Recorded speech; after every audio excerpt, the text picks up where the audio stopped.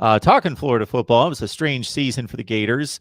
They break through against Georgia. They win the big battle there to an Eastern Division championship in Dan Mullen's third season. So from that standpoint, and through 9 or 10 games, everything looked good. I'll say 9 games before the LSU game. And certainly they were in line to win the SEC, possibly compete for a college football playoff. They had the odd incident with the shoe throwing against LSU. They play Alabama really tough in the title game and then have this complete meltdown, but minus half the team against Oklahoma in the Cotton Bowl. So how does a Gator fan feel about this season? Because there were breakthroughs and triumphs, but it didn't end real well. Yeah, I don't think we've all gotten over the LSU loss. I think the Alabama game made us feel a little bit better. The Oklahoma game sort of poured salt in the wound again. And the LSU game is really the one that everybody's going to look back at, not only because of the thrown shoe, but because LSU came into the swamp severely hampered, missing a lot of their guys due to COVIDs and opt-outs and injuries and all sorts of stuff. A true freshman quarterback starting on the road in the swamp. Granted, you don't have an environment there because you don't have fans in the stands.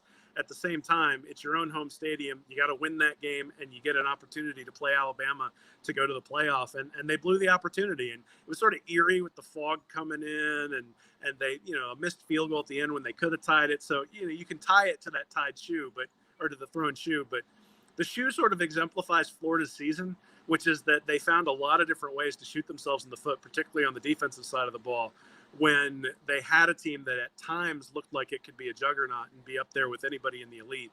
And, the reality is that it's a missed opportunity. And I think people at Florida recognize that the offense was good enough to potentially win a title last year, or at least make the playoff, and they just weren't able to do it because the defense could never get things together. So,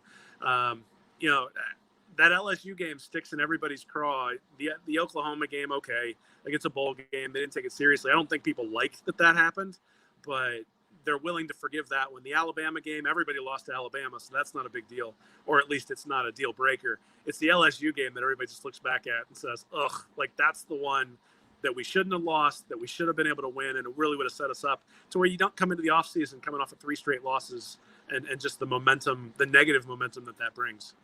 Mark Rogers TV, the voice of college football. If you enjoy the content here, please hit the like button and check out the videos. If you are joining us for a first time or have only sampled some of the content, I think you'll like it. And if you do, of course, subscribe, hit that bell for the notifications. That way you know when we're going live. Talking Florida Gators football, we got Will Miles on the line. Join him and David Waters over on Gators Breakdown. And also, if you love classic games and just looking back at classic games and enjoy the discussion like I do, I can get lost on YouTube for hours looking at classic games. Then please join Will on 2020 Hindsight on iTunes. Dan Mullen, much like his team this year, you can go either side of the fence in terms of whether he triumphed or whether it was a bit of a failure in spots, because the Georgia win was enormous. Breaking through in the Eastern Division, getting to the SEC championship game. And even though it was a loss against Bama, they performed against Bama better than anyone on the schedule and even up to the championship game. On the other hand, you had the buffoonery of, well, some people would say of the Darth Vader incident and the Missouri game and the comments made after the Texas A&M game. The crowd noise distracted us, and it was difficult to call plays. All sorts of things that he said, and then it all comes crashing down in the Cotton Bowl. When a lot of excuses were made about this not necessarily being our team, and we played our last game against Alabama a couple weeks ago.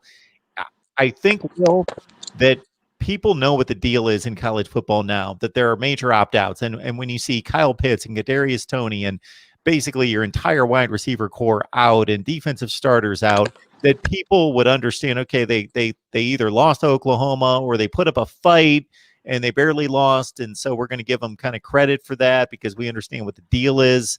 I point to North Carolina.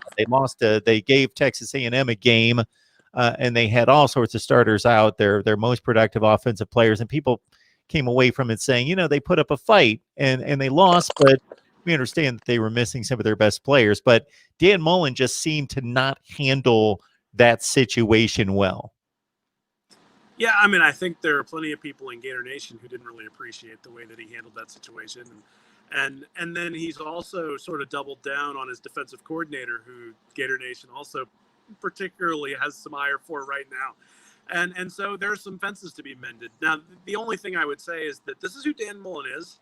It's who Dan Mullen's always been. Like, he's always been somebody who has been maybe rough around the edges. He's always been somebody who's been very, very stubborn when it comes to the types of decisions that he makes, and not just at Florida. He was like that at Mississippi State. And if you go back and read Buddy Martin's book about Urban Meyer's time at Florida, there are actual quotes in there where, like, they kept Tim Tebow away from Dan Mullen because they were afraid that he was going to convince him to not come to Florida. And so there are some personality quirks. He's a quirky guy. And the Darth Vader stuff, I think there are people who thought that was funny. There are people who, after, you know, he had sort of participated in increasing the temperature maybe of the fight that was going on the field, didn't think that was a wise move. I think most of us thought that probably wasn't a wise move, but that's what you get with Mullen. You get a guy who's an offensive savant. You get a guy who is not really a huge recruiter, and you get somebody who is going to do some of these quirky things from time to time.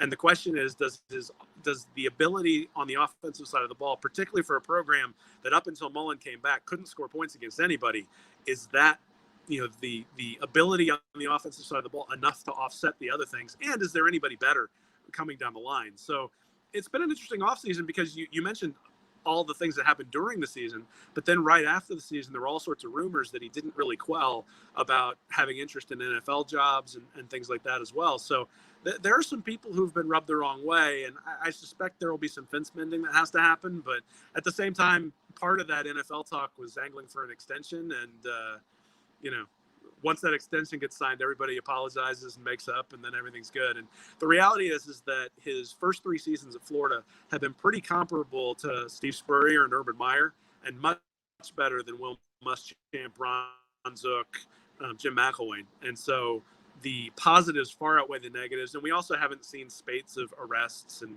different things like that as well. And so, not winning a national championship every year. I mean, they've won 3 in the last 30 years. It's not always going to happen.